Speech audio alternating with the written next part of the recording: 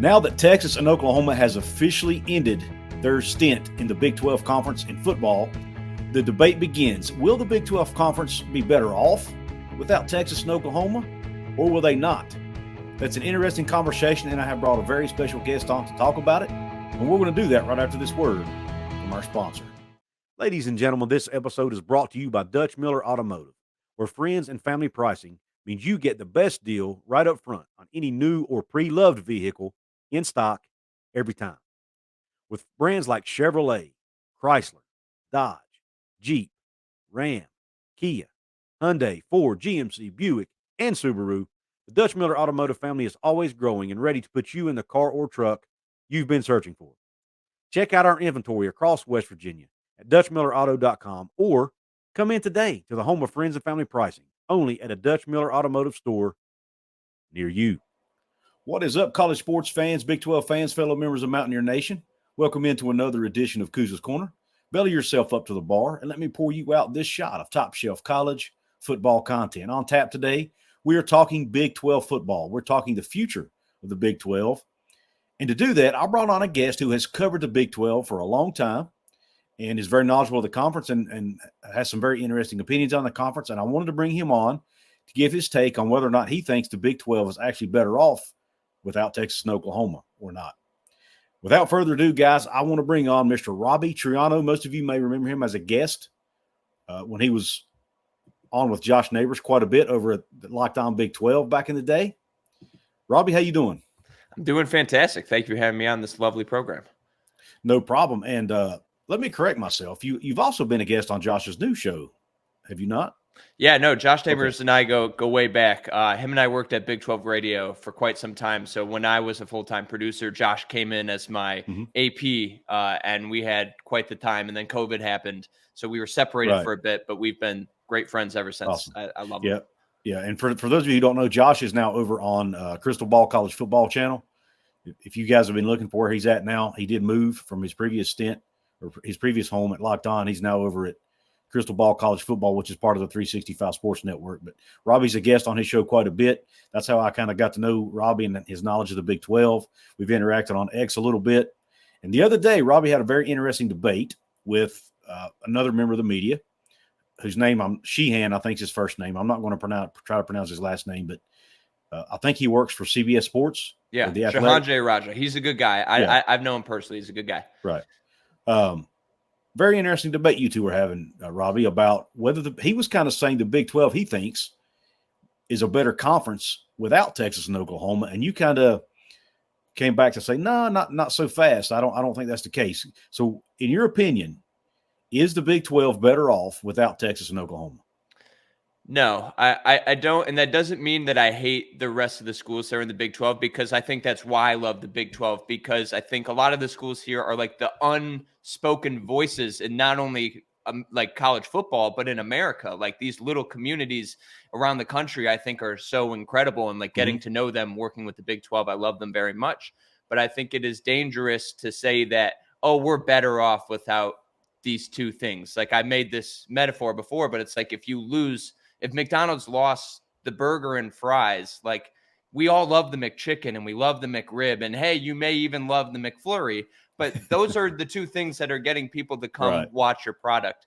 Yeah. And I think it's dangerous because, number one, Oklahoma was just an absolute beast in college football. Like when you talk about who are the best teams in the country, Oklahoma's name is always there. And when you mention Oklahoma, Big 12 is right afterwards. And when you have Texas, obviously they've been kind of a school we can laugh at over the last 15 years, but historically, and what they've even done this century, like they've won a national championship this century, and they've been there. And when it comes to the business side of things, when Brett Yormark goes to the table, he doesn't have the two biggest things that ESPN and Fox want to pay him money for, which is the schools that get the most eyeballs, get the most ratings, has that power to draw in the casual fan that maybe an Iowa State doesn't have.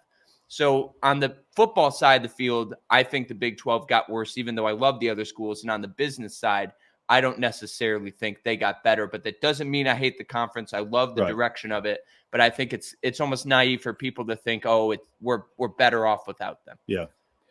And by the way, before we get any further, guys, before I'll give my take on it as well, find Robbie he's got a new YouTube channel out there. It's called Hi, I'm Robbie. He's just starting it up. So go support it, guys. Go check him out. He's going to be talking Big 12 football, is my understanding. I actually did a full deep dive on what the future is of the Big 12 without Texas and Oklahoma. So a lot of the stuff that I touch here will be on there as well. Awesome. But and then also you can find him on X, Twitter, whatever you call it, at the Triano Kid. So go check him out if you want to interact with him there. But Robbie, back to that discussion though, I totally understand where you're coming from. But Sheehan's argument was, I think, correct me if I'm wrong, was that, but there's going to be more parity in the league. The games are going to be more entertaining. You're going to have a chance every year for a different team to rise to the top. He thinks it's better for the teams in the conference now overall because now everybody has a shot.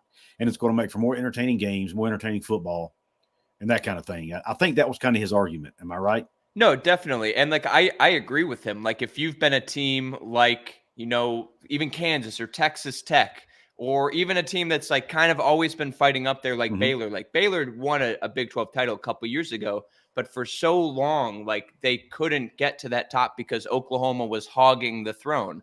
And then Texas was always being a team that could be up there. So now it gives a chance for these other schools to win a title game. And I think that's great, but I don't know if that necessarily makes the conference better. I think for the fans, it's a lot better to watch because you actually have more hope that, you won't have to be beaten down by Oklahoma every year. But one thing I'm concerned about with the Big 12 moving forward is their selling point has been it's the league of parody. And I think it's great because in the regular season, you tune in and you don't know what to expect. And it's great television if you are watching Big 12 games. But in terms of the larger picture, is it good for the Big 12 to have a new conference title winner every single year? Or let's say what happened to TCU this year, where last year they went to the national championship game and this year they're 5-7. Like I felt like TCU lost so much momentum that they could have had if they had even an 8-win season or a 9-win season. I feel like they squandered so much potential because the Big 12 hasn't proved, or the teams in the Big 12 haven't proved that they can have an amazing year, lose a lot of players to the NFL draft, and still be just as good like an Alabama or Ohio State or a Michigan, where they have so much turnover.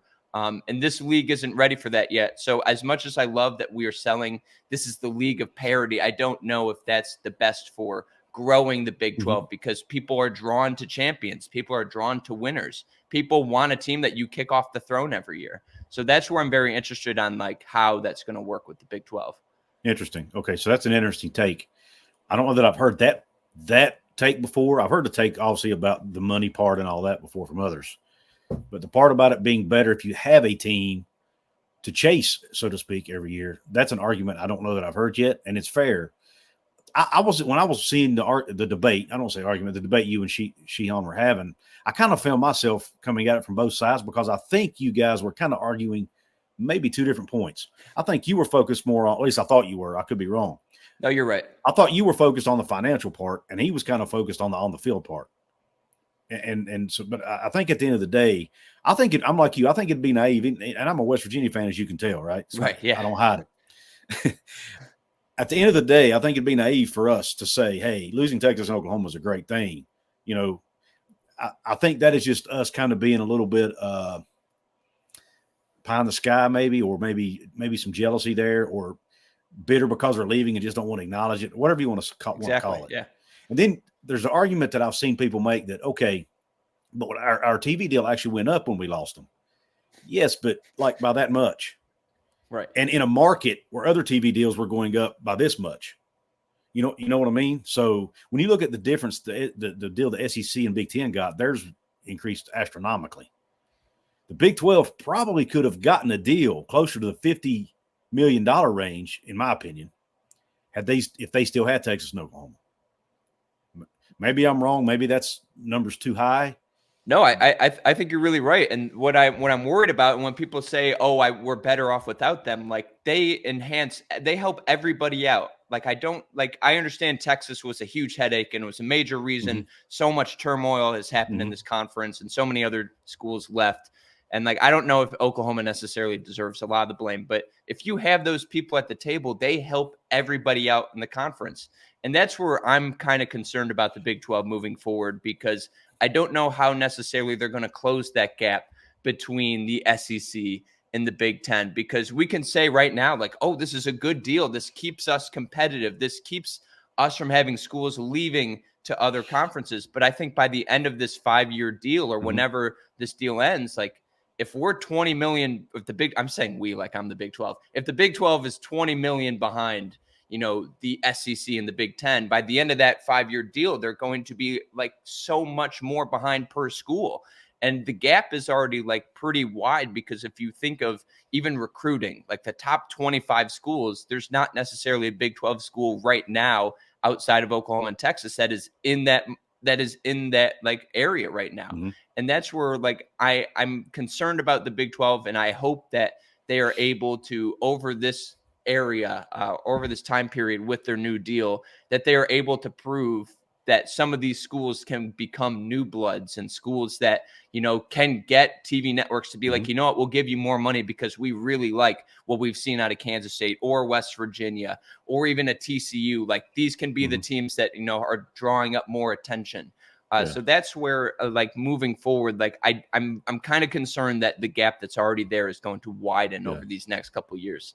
And I'll be honest, that's what most of us, I think, at least myself, folks like myself who are fans of teams like West Virginia, really all the Big 12 teams now, I think we're concerned about that too. Most of us are.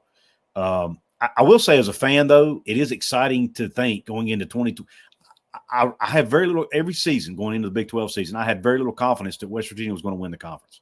The only year I thought it might have actually been possible was back in 2018, I guess, when Will Greer's senior year.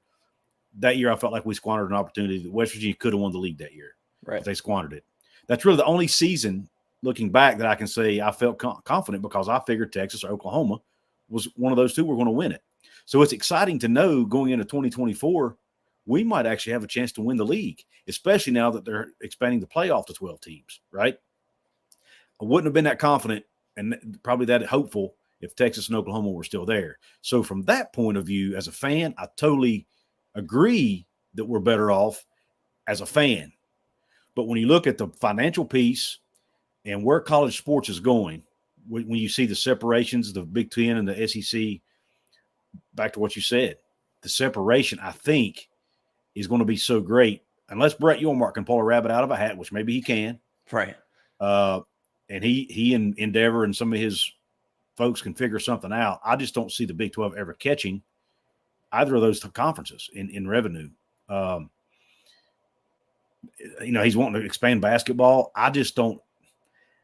That doesn't excite me. I love Big 12 basketball, but that doesn't excite me much. Basketball just doesn't move the needle enough financially to me to get close enough. What are your thoughts on that when you look at a basketball and what Yormark wants to do with basketball? Do you think that's the right move or not? I think it's the right move in terms of strengthening what the Big 12 has as a major strength. Like, if you can talk about, like, the SEC is the best in football, they're probably the best in baseball, even though baseball isn't a major, but the Big 12 has Big 12 men's basketball. And I think undeniably that is the best league in all of college sports, because of when you talk about the major brands that are there, you have a blue blood like a Kansas, you have a new blood who just won a national championship in Baylor, you now have Arizona, you'll now have, or you have Houston as well. And you have all of these feisty teams in there. So when it comes to, like, getting a Gonzaga or getting a UConn into the league, okay, that's great. I love that is what Yormark wants to do. But is that going to close the gap and make enough money where you can compete with the Big Ten and the SEC? I don't think so. And the only way that I could see it being a huge success is if basketball just branches off. If the Big 12 is like, you know what, we're just going to have basketball only schools. If we have UConn coming in here for basketball only, or we have Gonzaga coming over here and we have a super league of college basketball, I think that is what is huge, because besides the NBA in America, I think the Big 12 could be the next, like, best basketball league. And I think that is, like, a huge selling point for Brett Yormark. But I feel bad for Brett, because, like, I think he's doing a really great job in trying things and doing what he can to close the gap in a sport where the people who make the most money are the teams who have been historically successful or just in, like, really rich, good recruiting areas that I don't know if the Big 12 necessarily is right now. And he's doing his best to, like, make some money in the margins, doing things the younger, hipper, cooler, Right. getting Nelly to do a halftime show, even though I don't know how much that, gets people so juiced about the Big 12, but doing something with the WWE, at least trying to Right. show, hey, we're doing stuff and we can make profit here besides what we do in the football field. So he's doing the best that he can, but I don't know if what he does in basketball or those things are going to do it. And as a West Virginia fan, I've had for you, I've always felt like West Virginia has kind of been on the outside of this conference for so long, just because geographically it you guys were just kind of out on this little island out there. But now it feels like you guys are it feels more including for you guys. And I feel like Absolutely. West Virginia is going to be a program that we're going to talk about a lot more, not only because OU and Texas are gone, but because, we saw what Neil Brown did this year. And geographically, it makes more sense when you have Cincinnati and a UCF and more schools on the east side. So as a West Virginia fan, how do you feel about kind of the future of the Big 12 for your program? I like it. I mean, I'm still a little bit concerned that, that if this separation continues, if the SEC Big Ten continue, they want to get bigger, I worry that the Big 12 could still get picked off to a degree. I mean, definitely teams, some of these new teams coming in, like a Utah or an Arizona, maybe even a Colorado, could be attractive candidates to go to the Big Ten, for example, or maybe Kansas. Kansas has been wanting to get into the Big Ten for a while, I think. So anyway, so maybe they finally get that call. Now. And I get criticized some on this channel because I've done videos about West Virginia and their future and where they'd be better off and all this. And I love the Big 12, and I've been a Big 12 guy. But what team doesn't want to be in the SEC or the Big 10 right now? If you don't, I think you're not. If you're saying you don't, I think you're naive, to be honest, or you're lying. No, I agree. If everyone was given that check right in front of them, everybody would take that. And West Virginia was really close to getting into the SEC back in 2010, 2011, whenever Missouri got in. It came down to us and Missouri as the final two candidates from everything I've read and heard. And they took Missouri over us because of they wanted that Kansas City market, bigger market. At the end of the day, it was all about the eyeballs, and Missouri brought more of those than West Virginia did. So we were pretty close. But now the problem is, I feel like in today's landscape, just in that 14-year period, we've went from, hey, this team's good on the field and they're a good brand, to how much money can they make me? How many eyeballs can they bring to my TV screen? You know what I'm saying? In West Virginia, even though our fans are very passionate, and there are a lot of us considering the size of our state, we're still not in Oklahoma. We're still not a Texas. We're still not – our fan base is just not as big as a lot of these other schools are. We might be as passionate. We probably spend as much money on merch and all that per capita, but – and we go to games and we do all the stuff passionate fans do. But at the end of the day, we're in a state that only has 1.8 million people, and that matters. And there's no major cities in our state.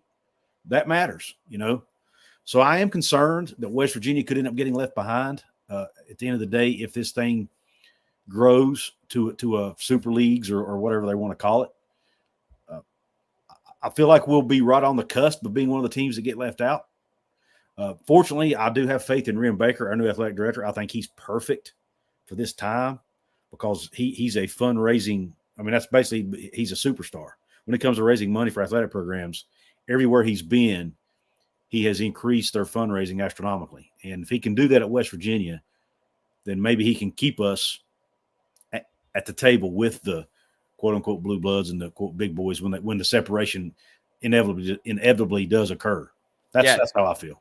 No, definitely. And you mentioned Ren Baker, and we had a chance when I was with Big 12 Radio to talk with him a bunch, and he just seems like a really smart dude, and he kind of gets it, and he really good personal, and he was dealt I think maybe some of the worst cards you can be dealt. When he was taking over, whatever happened with Bob Huggins. And then just having everyone being is Neil Brown going to get fired? What are you going to do with him?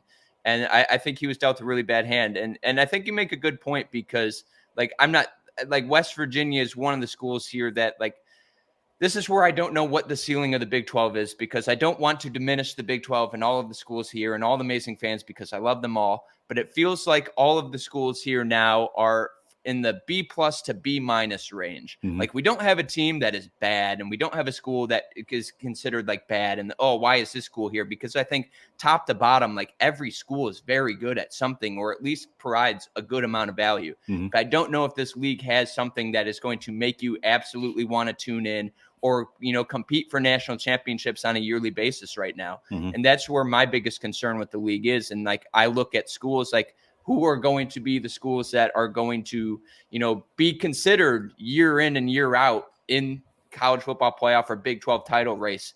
And I think like right now it's Oklahoma State. I think you have Utah, TCU, and then maybe a Kansas State. But like, that's so many teams, and there still could be many others that I'm leaving out that can fight for there, even like a West Virginia if they build off the momentum for this year. So like on the football field, like I don't know necessarily what to expect, except I have kind of an idea of what schools are going to, stack among the rest. Yeah. The one thing that I've seen a lot of folks in the media and even some fans talk about is how the Big 12 may survive simply because the two power conferences now, SEC and I'm using quotes because that's not really really there's 4 power conferences, but when you look at financially, there's 2. But if the Big 10 or SEC decide they don't want any teams from the Big 12, they might just stay together because nobody wants their teams, and that's kind of a fair argument.